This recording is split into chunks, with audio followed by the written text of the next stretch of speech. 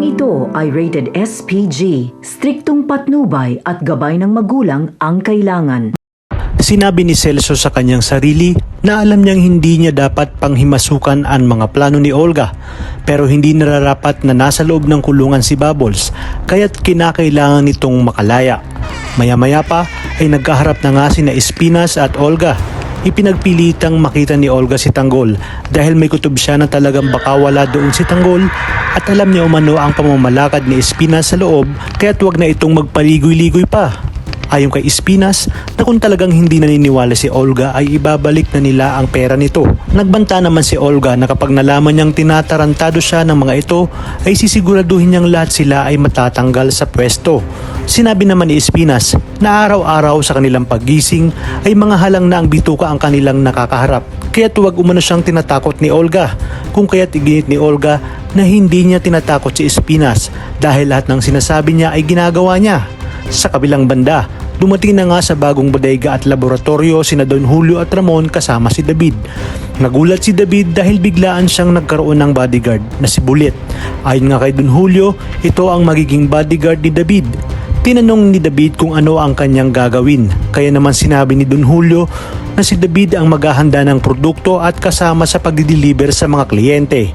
Wala ngang nagawa si David kundi sumunod na lamang.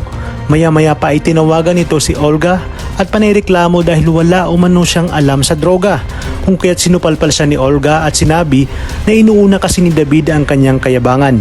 Ayon pa kay Olga, babaguhin nila ang diskarte sa pagtransport ng mga droga upang mapabilib ni David ang mag-amang Ramon at Don Julio. Sa kabilang banda, galit na galit na sinugod ni Tanggol ang selda ni Labong at pinakita ang kanyang pambihirang lakas na siyang dahilan kaya't bulagta si Nabong at ang buong tropa nito.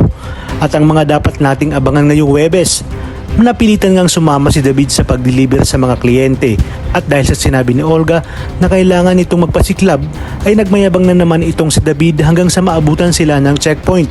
Habang sa pagbalik naman ni Rigor at Mando ay wala nga silang napiga.